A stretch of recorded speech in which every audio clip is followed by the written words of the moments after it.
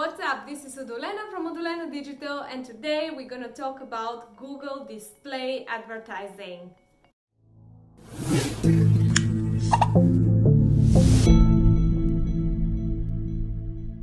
Welcome to my channel. My name is Udolena, and this is my place where I post video every Sunday about different pay-per-click strategies. This is my big passion. I am a Googler, I work for Google. However, all that is expressed in this channel is my personal opinion, and all is based on publicly available information. So without further ado, I'm gonna talk about display advertising. Basically, this is all the advertising on Google which you can access via Google Ads, their platform, which is across a lot of different platforms, across YouTube, Gmail, and plus 3 million websites which are partners of Google and part of the Google Display Network. So it's been popular, I believe, around advertisers that display advertising is only for those who want to target upper funnel campaigns where you don't see any immediate results, and it's kind of a reserved territory for big companies, and smaller guys have to only advertise on search where you have strong customer intent and you're likely to get results immediately. So with this video, I want to show you that this is not exactly the case, and actually there are solutions that you can use on every stage of the funnel. First of all, what I'm talking about is the user funnel. So here are the different stages of interest for every customer, because not every person on the internet has the same interest in what you're offering. You cannot target all of them in the same way. So here on the upper side of the funnel, and when I talk about upper funnel, I mean the awareness station. So this is when users are kind of just made aware that this brand exists. So this is where you would learn about an ad, which probably is something that you've never felt that you are exactly interested in, but you become aware of it. You understand that it exists. So here are kind of the broadest solutions that you can use. Here you can use YouTube. You can use the Google Play Store if you're trying to promote an app. And the best audiences to target at this level are demographic, placements, keywords, and topics. So these are very, very broad audiences by Google. What I mean by demographic is, let's say I want to target all women between 25 and 35 in London. Or I want to appear only on the certain YouTube channels or certain websites which talk about cosmetics. So you have a list of these websites and you place your ads there. Also, you have keywords and topics. So let's say I want to target people interested in this specific topic, or people who are interested in these keywords or they've been searching for them and reading content related to these display audience keywords. So these are very broad criteria, and you will reach a lot of people with these.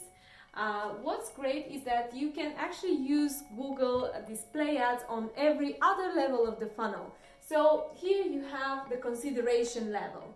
So let's say someone is already kind of researching several different brands, and you want your brand to be one of them. So they are intending to purchase something, maybe they need a certain service that you offer, but you have a bunch of competitors. And here, in order to be considered, in this stage, probably people are shopping, so they have different options, they're checking the prices, they're making up their mind which is the best option for them. So here, what you can use is similar audiences. So you can create a list of all the people who have converted on your website.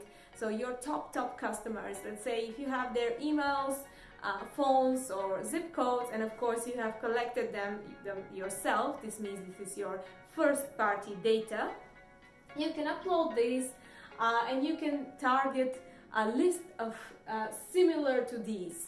So Google will automatically generate a list of similar users which you can target. You can also use affinity and custom affinity audiences, which are Google's data. So Google determines certain users are interested in broader topics. Let's say they're interested in marathons, and you can create an affinity audience based on URLs and keyword combination, which is custom affinity. So let's say you want to search only for marathon runners. And you can target them with a little bit more specific ad contents. Let's say you can create a different call to action, whereas here maybe you can just have an informational video running on YouTube, or a cool dynamic slide running on the Play Store or around websites. Here you can have something much more actionable, something that's talking about the unique benefits of your product and kind of placing it into the context of where users are really kind of considering what's the best solution for them. And then finally you have the action or advocacy. So action advocacy are kind of the lower funnel. Here you have actually users which are ready to take an action. So most of advertisers completely skip these first two parts of the funnel, thinking that this is only for the big brands which have these budgets where they can report that there's no conversions. They spend like $1,000 here and didn't get any conversions, but it's absolutely fine because they reach so many people. Well, the reason that this is important part of your journey is because in order to get people to take an action, they must first know you. If they don't know you, they don't like you, and they don't trust you. So that's why you have to be able to fill in your pipe from the upper funnel. You have to bring in awareness. You have to appear in the consideration phase where users are considering different brands in order to get them to take an action. Otherwise, you're only relying to capture the ones that are already interested. However, it's very likely that they don't know who you are. So they might be already searching directly for certain competitors of you and not even end up in your scope. So in this stage, you have several solutions which you can use from display audiences, which are really great. So you have the in-market segment or custom intent. So these are slightly different, but basically they are between the border of consideration and action. So these are Google's data audiences. So these are users who are in the market for a certain product. Or you can create your own custom audiences based on URLs and keywords and target people who are in the market for a very specific product if you don't have it available in the in-market segments created by Google. Actually, Google announced on the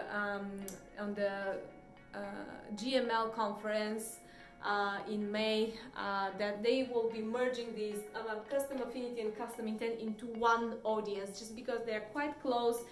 They're both combinations of keywords and URLs and a bit confusing for advertisers. So soon this will be actually one single audience. But what else you have here is the remarketing and customer match solution. So remarketing means that people who visited certain page of your website, you can just follow them with ads related to this particular page. So here you can use dynamic remarketing, where if let's say you have an e-commerce store, you're showing precisely the product which they saw on the page that they were browsing. Or you can just target them with specific service that they were reviewing on your website. Maybe here you can get very creative with their marketing, so you can create lists based on different actions that they can take on your website, or they can review, or certain video content they have watched. You can all use this also on YouTube to remarket people and try to get them to take an action. Actually, on YouTube, what's great is now that you have YouTube for Performance. So it's an ad format called TrueView for Action. Basically, it's a YouTube video with the call to action button underneath, so that you can encourage people to actually finalize this purchase, to request a quote or whatever, take the action that you want them to take.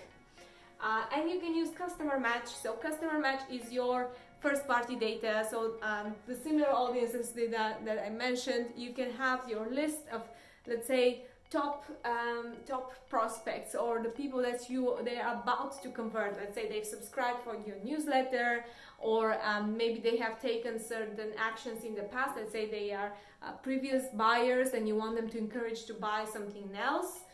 You can remarket them. However, here you have some restrictions when it comes to this data, because you want to have certain amount of users first in your list, or at least 1,000 matches. So Google will match the users that you have in your list to Gmail users that have Google accounts. So at least thousands of them have to match in order for you to generate an audience. And also you must have certain level of spending in your website, so this is not available actually to every advertisers, but you can easily remarket just website visitors and encourage them to take an action. And the final level, advocacy, means that someone has bought from you but you want to keep them engaged. Let's say you're hoping for them to do another purchase, or maybe to recommend it to someone else. Here you can advertise loyalty schemes or offers for users, some kind of discounts or new products. Here you can use your customer match data, so again the emails or zip codes or phone numbers of users who have purchased from you previously. I wanted to emphasize that on all these levels you have Gmail, you have Google Play Store, YouTube, all available to you. And actually, if this is a bit of too much work for you, what you can do is you can just work with a smart display campaign, which is automatically targeting, so they choose which placement on which website, which platform of Google to show your ad, how much to bid for it, and also automate your creatives. So this is all from me for today. I hope you enjoyed and find this video informative. Subscribe to this channel. There will be a new video every Sunday on different topics. Like this video, share it with your friends, and I hope to see you very, very soon.